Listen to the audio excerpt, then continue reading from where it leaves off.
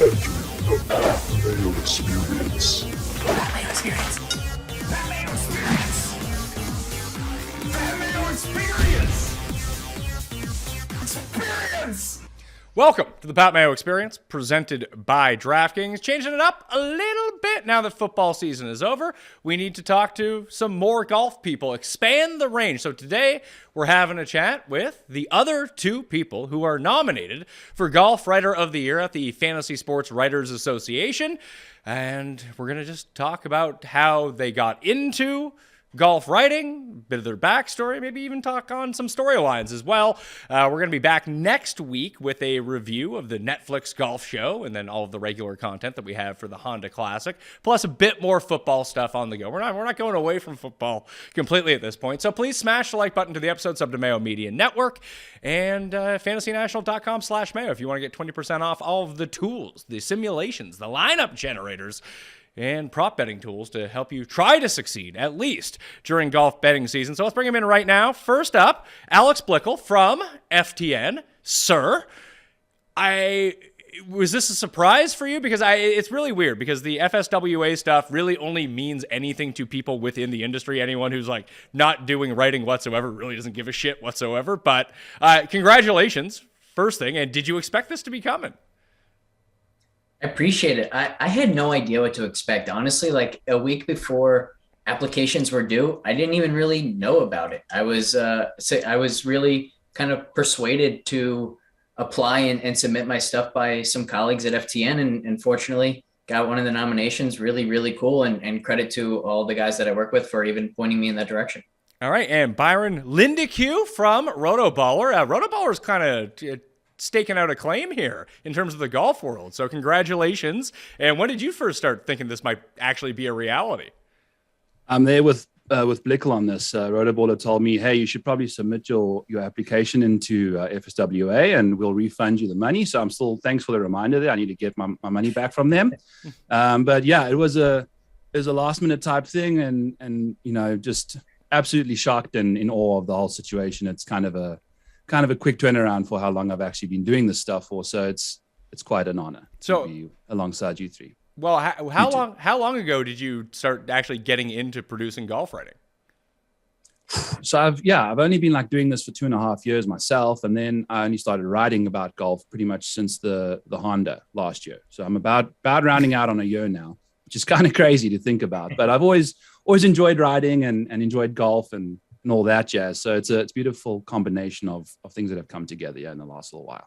Well, I think you guys are in a pretty good situation here against me for this award. I think I've been up for it 12 times over the past 13 years, and I've won it once. So, Alex, you might be the front runner here. I'm not going to lie to you.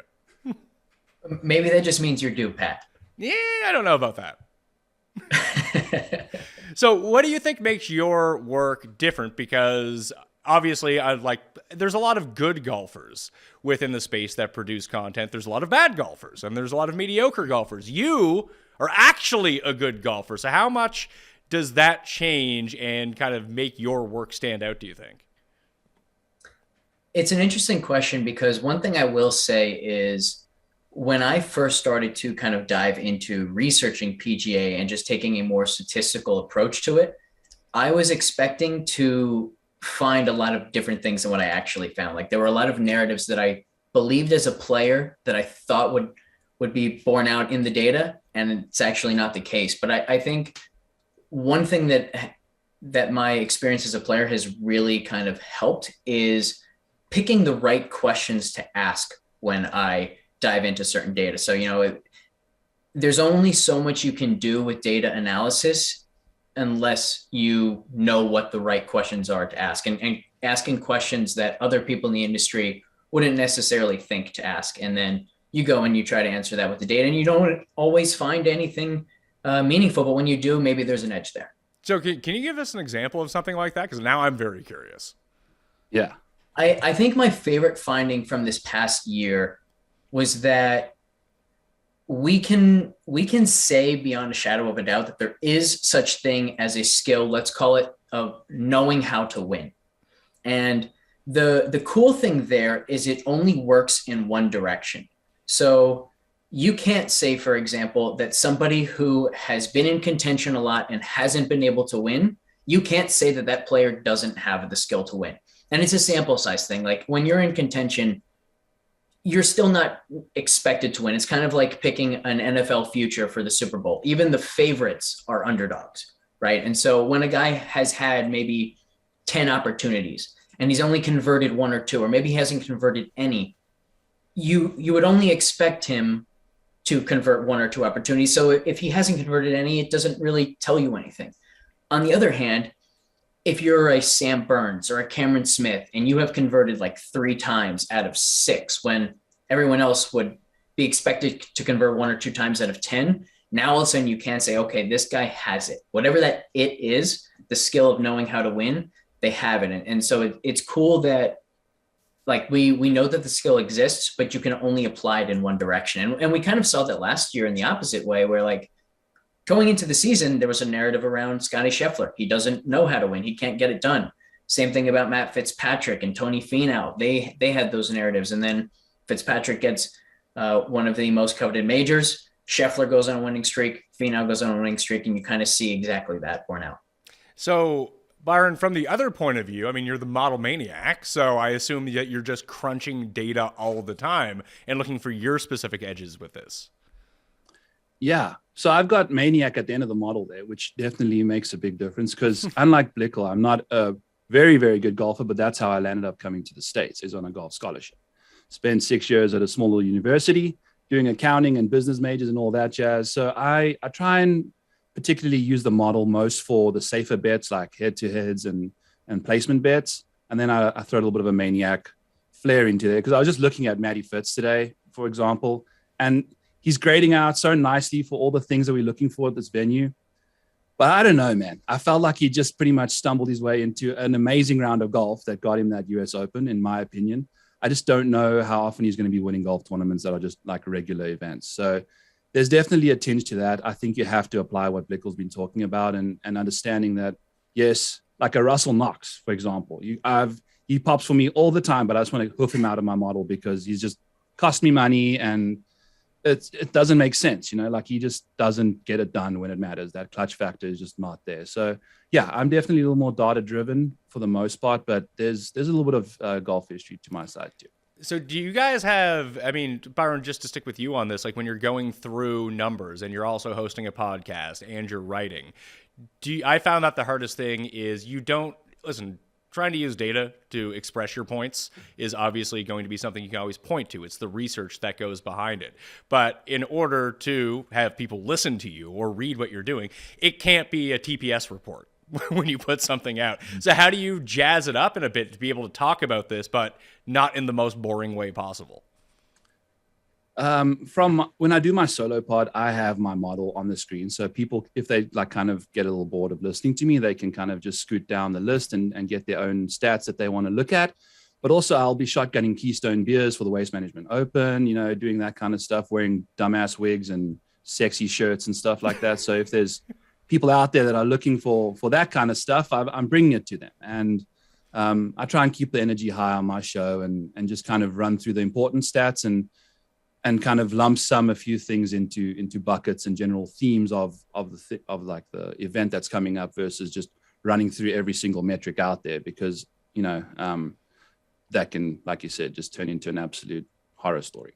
Yeah, it can. And like, I mean, I've tried to battle that because I always do the research show on Sundays where it is kind of that, where you have like a model up on screen, here are stats up on screen. Then you have to find some way to make it just a little bit entertaining or have some energy to it so people aren't like, you know, wanting to go lock themselves in a dark room afterwards. Just to, I mean, for like 40 straight minutes talking about the same thing over and over and over. And especially, you kind of hit on it, like, we look at the same stats basically every week. Like, how do you parse that out? Like, obviously we know which stats tend to be at least pointing us in the right direction. Like, everyone's going to say, hey, you know what's a very important stat this week? Strokes gained approach. Well, thanks. What do we do with that now?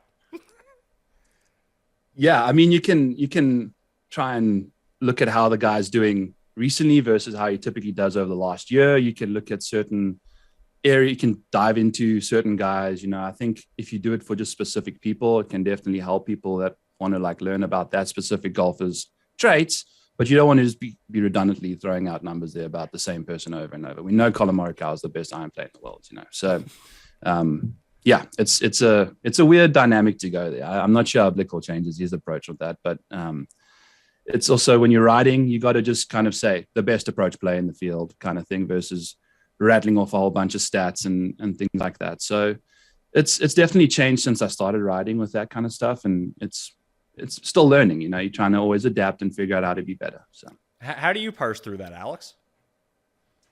So earlier I was talking about like things that I expected to find as a player. And one of the things I expected to find was that course history was pretty predictive. And I found that that's not really the case. And it's kind of just grabbing the signal from course fit. And so what I do each week is I run a course fit model, basically trying to find what skill sets are going to most translate into success at a tournament. Not necessarily like when past winners have won here, what was the skill that week that allowed them to win? Like, there are some weeks where everyone at the top of the leaderboard gained a ton of strokes around the green or something. But from a predictive standpoint, it would be all about approach play or off the tee play. And so you do get a kind of a distinction there between predictive and descriptive data. And so a lot of what I do kind of tries to separate those two. And with the course fit model, I think that's kind of the biggest thing for me. And one thing I found through this course fit model is I think the industry overweights approach play some of the time. Of course, there are going to be courses where it's all about iron play. But I think if there's a major theme about like the course fit model and the findings there, it's that off the tee play and around the green play deserve a lot more attention than they get. Is that because if you can be an outlier in one of those, and I would think that, I guess it depends on the course for one thing. Like if you're at Torrey Pines or something like Riviera, driving is going to be of the utmost importance because you need to not only be long, but somewhat accurate off the tee as well. There's only so few players that can hit that bucket. But if you can find JB Holmes, who has the distance, but if you can find some accuracy to go along with it that week, which happens 2-3 times a year, all of a sudden you have a guy who might be able to win a golf tournament? I think there are a few things involved with why this is true. I think I'll start with around the green play. I think one reason why Morikawa and other young guys have been able to be so successful as soon as they get to the tour, their first time on certain courses, is because the preparation that goes into kind of developing a strategy for course management on a course is so beyond what it used to be now for players, whether it's Scott Fawcett's decade system or anybody else. A lot of these players have their own statisticians who are formulating game plans for them. But when you are really good around the green, it allows you to take more aggressive lines sometimes. Like Victor Hovland has to be very careful, for example, coming into certain greens because he knows, okay, I can't miss this green long or that's a 5. Whereas someone like JT might be able to say, I can miss this long. I will get up and down for par, which allows me to really be aggressive at this back pin. Maybe he makes more birdies in that situation. I don't necessarily know that that's the case. I just know around the green play is also fairly stable, but with off the tee play, it's a much more straightforward answer. And that is, it's twofold really. Number one, off the tee is by far the most stable aspect of golf. So basically that just means that guys who are very good off the tee or guys who have been really good off the tee, we can be extremely confident that they will continue to be great off the tee in the future. More so than you can say about iron play, and especially more so than you can say about putting. But then the other thing, like a more conceptual answer for off the tee, is it's the only aspect of golf that affects every other aspect. So there's nothing that like keeps a player from driving the ball well other than his talent. If he's going to make good swings off the tee, he's going to drive it well. If he's long, he's going to stay long. Whereas you can be a great iron player, but in a given week, if you're driving the ball into trouble hole after hole, you can't take advantage of that skill set. And it's the same thing, like you can be a great putter, but if you're putting for par when everyone else is putting for birdie, you're going to get lapped by the field. So off the tee play affects every other aspect of the game, and therefore it's extremely important. It's funny, Byron, what Alex just kind of pointed out, I used to point to why you would take, what's the difference between Bryson and Dustin Johnson and these guys who are at the very top of the world versus Brendan Todd or Denny McCarthy, is that their best skill is the repeatable skill, where the best skill for the other player is something that can be highly variant and not always able to make you capitalize on a situation for winning a tournament. Like when you see Brendan Todd win, I mean, it's because he probably drives the ball really well that week and actually gives him a chance to take advantage of that putting, whereas most weeks that's just not the case. Absolutely. Just like at Pebble, right? Where you off the tee works exactly in his favor there because you're not going to be blowing it a million miles down the fairway. And I think that's pretty much why Jon Rahm it's a great example there, I think, is just why he's so very good at golf and hardly ever outside the top 10 is he's starting on second base with those drives all the time. And it's unfair, man. Like you've heard all these other professionals even say, Jon Rahm makes golf look far too easy. And it's just because of that big power fade that he hits off the tee. And when I try to hit a power fade, it just balloons off into the bushes, so I can't even imagine what it must be like to just be on autopilot off the tee, just nonstop. But yeah, absolutely agree. And it's unfair for some shorties, they don't get a good chance on tour yet. Well, and to kind of go back to what Alex said, too, about course history versus course fit, I think we've seen a lot of people come around to that idea of thinking. Do you buy into that as well of, hey, these are the types of players that can win at these 7 courses that are all somewhat similar when we go look at the data, where you will get a Pebble Beach or Mayakoba or Bermuda, Heritage, whatever it might be, and those would be the weeks where you can kind of expand your pool a little bit because the Brendan Todds of the world, the Denny McCarthy's of the world, where they can top 10 at some of these other courses if they run a hot putter, but they could potentially win at these other courses because their weakest skills are not as emphasized. Exactly. And I think when it comes to course history, it's a nice little blend of using actual course history that's out there and building your model to tailor, like kind of Alex just said, just tailoring the way you rank your guys by fitting the stats that you're using to match what's most successful at those kind of courses. So it's kind of like a double dip, but it makes so much sense when you hear like a Kevin Kisner at RSM and places like that and Webb, there's and the weirdest thing when Bubba was on tour was he had the most insane course history, but it wasn't to like a specific course. It was just, so I'm trying to also research if there's a certain type of golfer that has a specific course history that's unique to himself and not just a specific skill set. Because if you just look at, how they go about scoring on those events, they don't necessarily the same golf courses and they don't require the same skill set over and over, but yet somehow they still continue to play good golf at that kind of a venue. So it's really interesting. And that's what makes golf so difficult to bet on, man. It's so hard. It's so hard. So, Alex, can you give people some of the backstory on your golf career before you started doing this and what you're still doing right now? Sure. I played golf at Kenyon College in Ohio. I went there actually primarily for basketball. Only ended up playing 1 year of basketball, all 4 years of golf. And I would say it was the summer before my senior year of college that I had some really good finishes in the Golf Association of Philadelphia and the Pennsylvania Golf Association, and realized at that time, hey, you know what? I think I want to pursue this after college. And so I turned pro in the August after I graduated. I'm now 30. That was 7-8 years ago now. And I'm still a professional, but as of last spring, I stopped being the type of professional that's trying to get to the PGA Tour. I'm just going to do US Open qualifying, some state opens, that kind of thing. And I've really kind of gone all in on the sports betting DraftKings side of things and with my work at FTN. But yeah, I think the highlights of my career have been making it to 4 US Open sectionals. Haven't gotten through yet. Hopefully this year's the charm. And then I won the Pennsylvania Open 2 years ago at Philadelphia Cricket Club, and that was a pretty special week. And again, just trying to break down the field. I think this is probably both of you as well versus someone like me that would give you such an advantage trying to figure out recent form or anything like that. Because sometimes I think that talking to players themselves about their games might not actually deliver accurate results because what some people think about their games might not actually be true about their games. But if they believe it, then that's just what they're going to work off of and have that psychology. But when you start to see, even to watch some players on the course in, let's say, Phoenix or Pebble, is there stuff that you can see over a 5-hole stretch be like, oh, this wasn't working for them? It looks like they got it back together. I can't really realize that, but I'm guessing that you probably can. Sometimes, not always. I think you make a really good point there. There were times as a player that I knew that my game was really close, and I'm sure the data wouldn't have told me that. And like there were times where I would play a really bad tournament or something, and I'd get on the phone afterwards with my dad and I'd be like, hey, I know I shot like 3 over both days, but I felt like I played really well. And he'd be like, well, it doesn't sound like it. You shot 3 over both days. And then I'd go and have a really great finish in the next event or something like that. And so there's always something to that. Like if you can see it, sometimes you'll see that a player's swing just looks really in rhythm.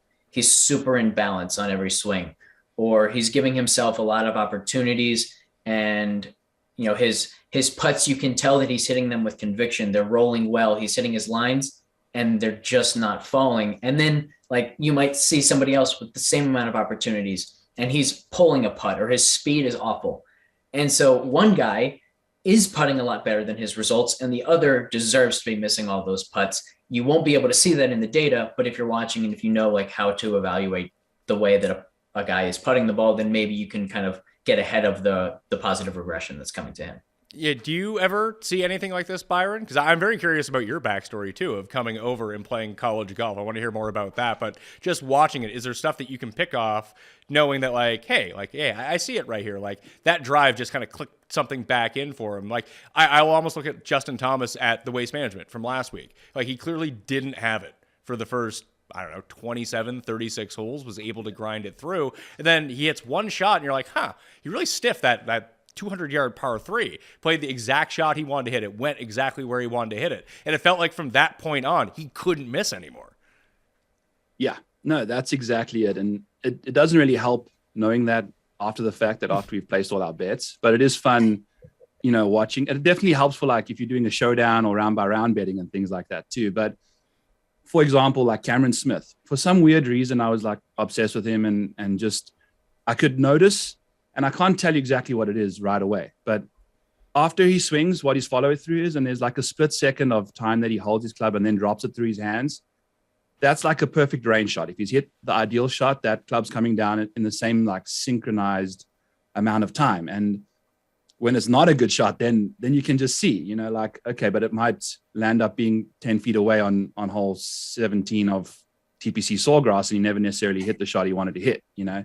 So it's interesting. And you can definitely see these guys get, when Rory walks, you can see the chest, you know, the boobs are bouncing, and that's when you know he's playing his best golf. And there's just guys that have their telltale signs, and it's a beautiful game you play, Pat, or watch, you know.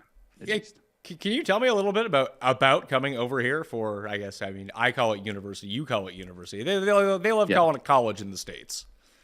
Oh my God, dude, it's been a nightmare. School in Iowa, they call it school. So I was like, oh, so what you going to school for? Well, I've been to school for 12 years already, dude. So I'm going to university, and I came over, small little university. I had 3 different offers. Like 2 years later, my sister came over. She had 60. So I was the spearhead for our family. She got a full ride. I got a 50% scholarship. The currency crashed pretty much in my sophomore year. So my 50% scholarship turned into a 0% scholarship.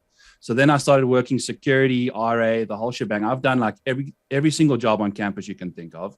And then kind of just did some grad assistant work for another 2 years to get my master's, just trying to stay in the country.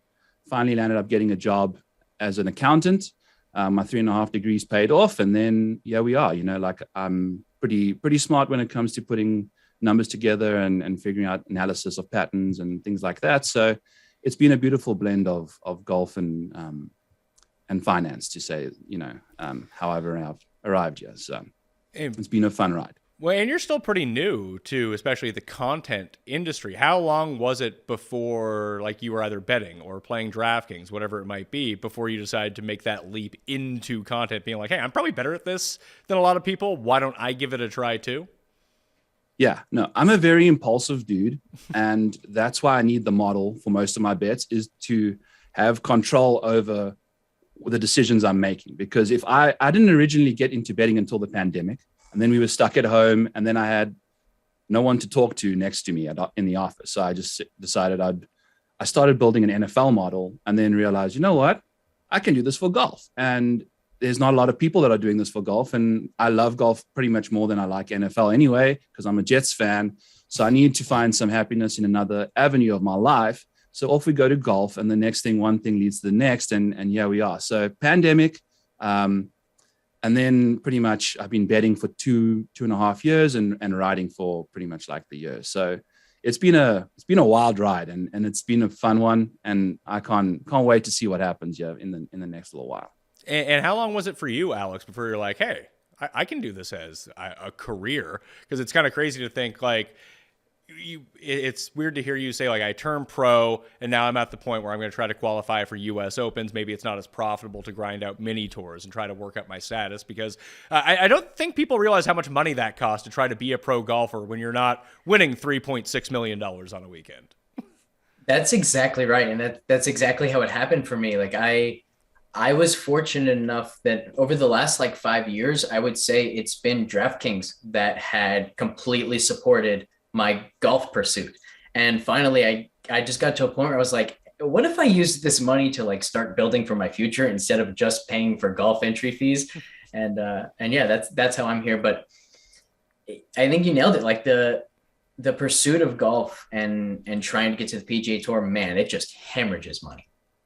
Where do most of is it just all travel expenses, or is it like the cost of the tournaments that are huge too?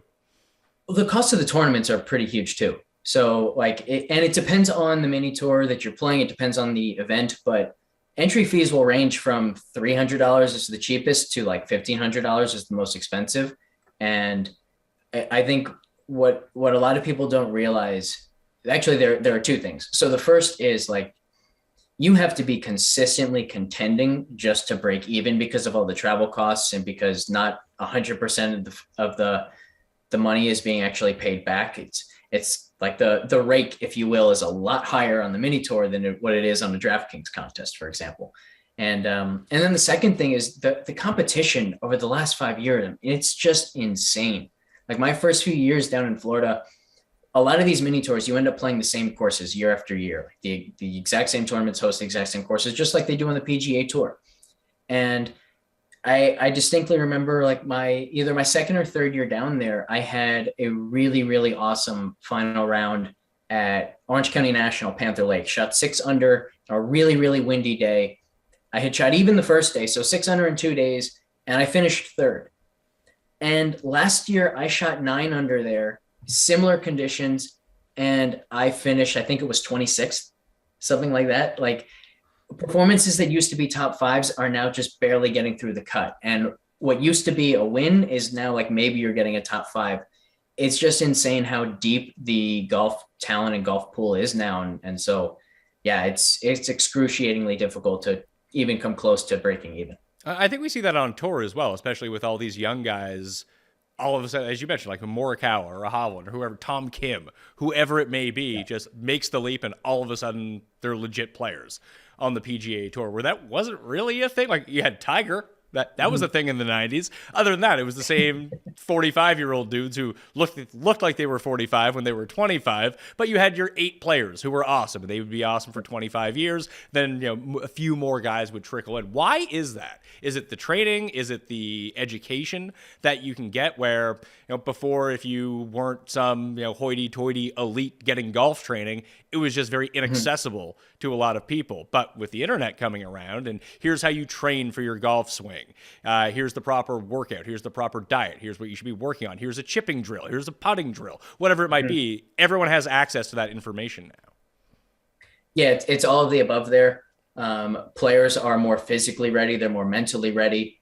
They're more psychologically ready. Like I think that's a big thing that people don't realize, like how part of it is how grueling the path to the PGA Tour is. So like when guys are playing in their first PGA Tour event, you think, oh, he must be so nervous. I promise you this, he's not anywhere near as nervous as he was in the final round of qualifying school. Like there's just no chance he is, so these players have already faced the highest of pressure in the game that you can find until you get to like final round of the Masters in contention or your first Ryder Cup. That's going to be a new level of pressure and a completely different type of pressure. But yeah, they're so ready on every level. And then the other thing is the path to the PGA Tour has become more difficult, right? Like it used to be, you could get straight to the PGA Tour through Q School. And now they have reopened that, a new change this year, which I think is another good change.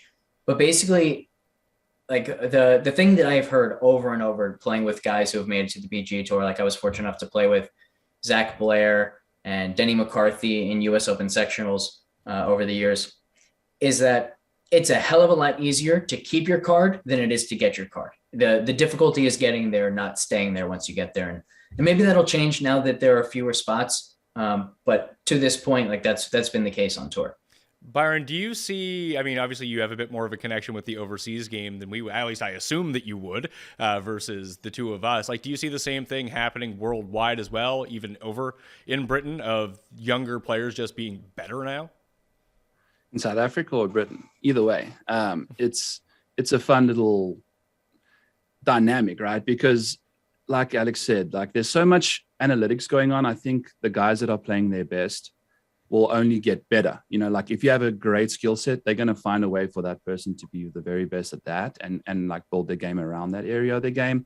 Whereas like a John Daly or I don't know, I want to say like Ernie Els in a way, but not really. The old school get the ball in the hole gang it's kind of a lost trade now. And, you know, you're not seeing a guy that's just woken up from in the back of his car after a few beers the night before. These guys are so focused and they just, it's a job now, not just a luxury like most of these guys have had, you know, back in the day. All right. Well, is there anything that you guys wanted to speak on about your content? Again, just what makes it different, why the viewers and listeners of the Pat Mayo Experience need to go and check that out, other than obviously being award nominated, potentially award winning. Byron, what is it about your content that you think that sticks out above everyone else's? Yeah. So Breaking 100 is the article that I submitted myself for. And it's using $100 as a concept of betting for the week. So you take your $100, you bet it on outright, you bet it on first round leaders, you bet on head-to-head matchups, you bet on placements, and then I've got like a $5 farewell fiver. So I really try and bring the general public of the golf betting society together in a way that's very understandable for a guy that like you two will understand my article, and also my dad will understand it too, because I'm just taking $10 and I'm betting it on John Rahm to finish inside the top 10 kind of thing. You know, it's not like a very over exaggerated article. I just kind of simplify golf betting into a very sustainable and logical way that I try and encourage bankroll management. I try and encourage using specific statistics, you know, kind of just understanding when to bet more, understanding when to bet less. Like, for example, I'm currently struggling as the data hasn't really normalized itself yet since all these guys have shown up on tour. So now I've told people, look, in the article, we're only betting like $5 instead of our $12, our $10 on a placement bet, because we know we're not necessarily as successful at this time of the year. So just trying to bring betting to people's conscience too, but at the same time also helping them become better bettors themselves if they don't necessarily want to follow everything that I'm saying, you know. So it's a kind of a nice entry piece to Rotoballer's site for sure. Yeah, understanding both why you get to the picks and why you get to the bets is more or less the important part. The picks themselves, Alex, as I found out as someone who's given out a lot of bad picks over the years, but other people will tell me like, hey, how you got to that pick actually got me onto someone else based through the process that you did it. I'm like, that's great. I wish I had thought of that, like when I was going through everything. So I do think that there's that process that goes into it, the information process. How did you arrive at that conclusion? And maybe that conclusion is wrong, but it gets people onto something else. So how does your work, you think, differentiate from a lot of people's work out there? One of the pieces that I submitted for this award was a piece that I did with a new statistic, strokes gained driving accuracy, where basically I just tried to separate the two components of driving into distance and accuracy, because I think the existing data, like whether it's fairways gained, percentage of fairways hit, I think there's a really, really poor job of actually telling you how accurate a guy is off the tee. The biggest issue is it doesn't account for distance. It's kind of like completion percentage over expected in football, right? Like a 6-yard completion isn't as good as an 18-yard completion. If you're throwing the ball downfield, if you're adjusting for the average depth of target, you're getting a better estimate of how accurate a quarterback is. Similarly, somebody who hits the ball 330 isn't going to be able to hit as many fairways as somebody hitting the ball 270, even if he's actually averaging like less degrees offline.